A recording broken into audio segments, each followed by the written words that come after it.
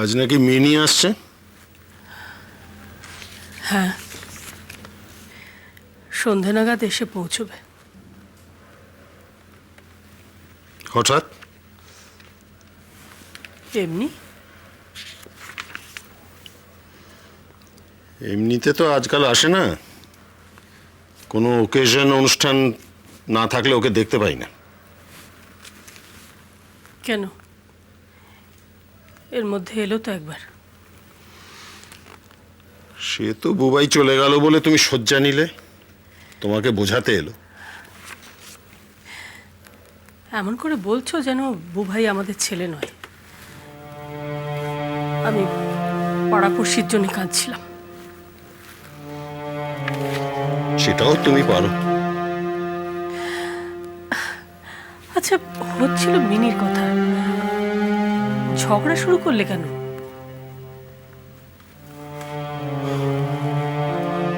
Phone করেছিল? আমি করেছিলাম। বললো সন্ধ্যের আগে আসতে পারবে না, বাড়িতে কি সব কাজ আছে।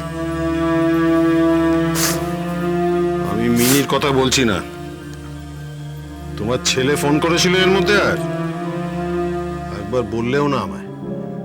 আর এই বলছো ও কি পাড়া প্রতিবেশী? ওর ফোন পেতে ইচ্ছে করে তোমার? কবে একটা সিনেমা করেছিলে, এখনো সংলাপ বলার অভ্যেসটা গেল না তোমার। ওর ফোন পেতে ইচ্ছে করে মানে? আমি তোর বাবা, তো ছেলে কেমন আছে বাবা জানতে চাইবে না? বুবাই ফোন করেনি। যেদিন থেকে বাড়ি ছেড়ে চলে গেছে তারপর ওর সঙ্গে আমার একটা কথাও হয়নি। তুমি ফোন করেছিলে? না, আমার ভয় করে। কেন?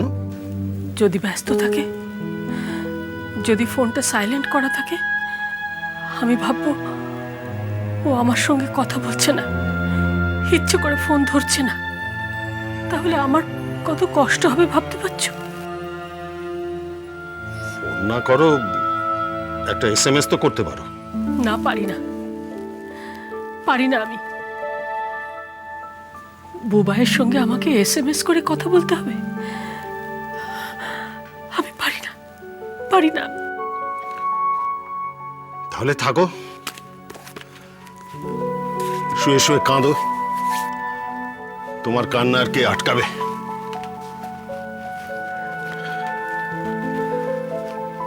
তুমি ফোন করো না একবার। এক্ষুনি না বললে তুমি ওর বাবা? আমি ফোন করলেও ধরতেও না, আর সেটা আমি এক্সপেক্টও করি না। তোমরা বাপ ছেলে দুজনে দুজনের কোঁ নিয়ে বসে থাকবে, আর তোমাদের দুজনের মাঝখানে আমি থেতলে থেতলে মারা যাব, এই চাও তো তোমরা?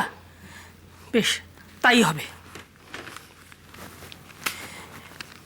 আমি মারা গেলে অন্তত একবার ওকে খবর দিও, বাপের গো নিয়ে বসে থেকো না। শোনো,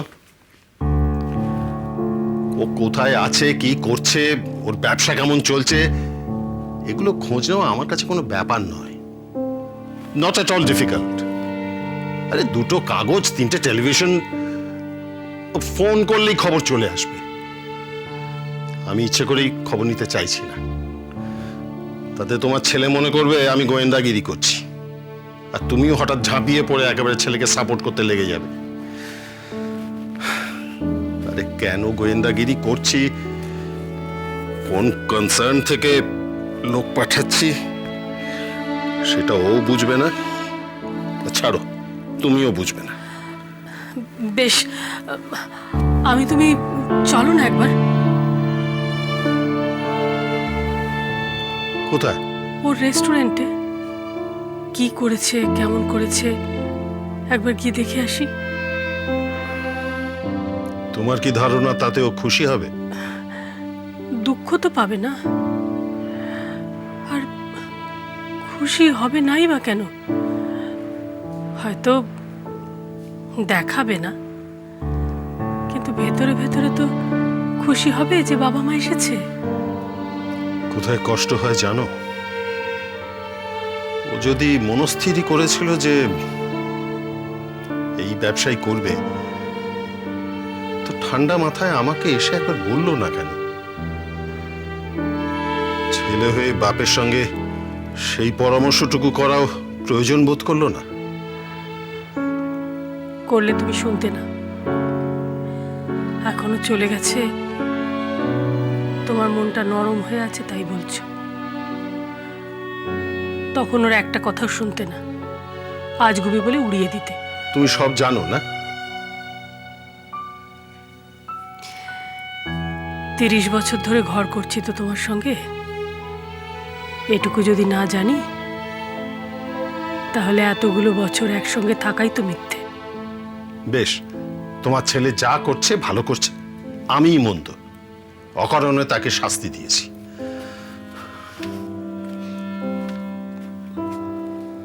তোমার ছেলে বলো না, আমার ছেলে হলে অকারণে মাকে এত শাস্তি দেওয়া আমি শিখতে দিতাম না। তবু বলছি, একবার চলো আমরা দুজনে মিলে গিয়ে দেখে আসি।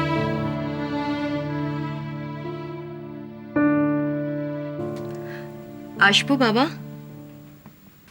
আরে এসো এসো এসো বৌমা এসো। হঠাৎ এই বুড়ো মানুষটাকে মনে পড়লো তোমার? হে মা, এ কি কথা বাবা, মনে পড়ার কি আছে? আসলে আপনি এত ব্যস্ত থাকেন যে আপনাকে আর বিরক্ত করি না। ভুল বললে বৌমা, আমার চেয়ে অনেক বেশি ব্যস্ত তুমি থাকো, সেটা ভালো। সেই জন্য তোমাকে বিরক্ত করতে সাহস হয় না আমার। আমি কিন্তু আপনার সঙ্গে একটা পরামর্শ করতে এসেছি বাবা। পরামর্শদাতা হিসেবে আমি তো বিশেষ পারদর্শী নই, তবে যদি আলোচনা করতে চাও চেষ্টা করতে পারি। বেশ, ভুল বললাম, পরামর্শ নয়, একটা ষড়যন্ত্র করতে এসেছি। পারবেন তো? লোভ হচ্ছে, পারবো কিনা জানি না। বিরোধী পক্ষটাকে?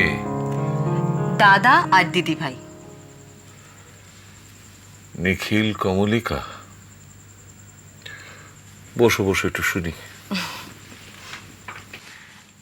আসলে বুবাইয়ের খাবার দোকান থেকে কিছু খাবার পাঠিয়েছে।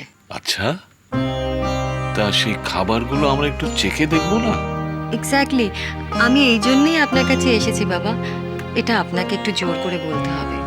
এই বুড়ো বয়সে আমাকে হ্যাংলা হতে বলছো? না না, হ্যাংলা হবেন কেন? আমি খালি বলছি যে এটাই আপনি বলে পাঠিয়েছেন। কি বলেছি? দিদিভাই তো প্রাণে ধরে খাবারগুলো খাবেন না, ওগুলো জমছে, ফ্রিজে তোলা রয়েছে। আমি খালি গিয়ে বলছি যে আইদার এগুলো খাওয়া হোক আর না হলে ফেলে দেওয়া হোক।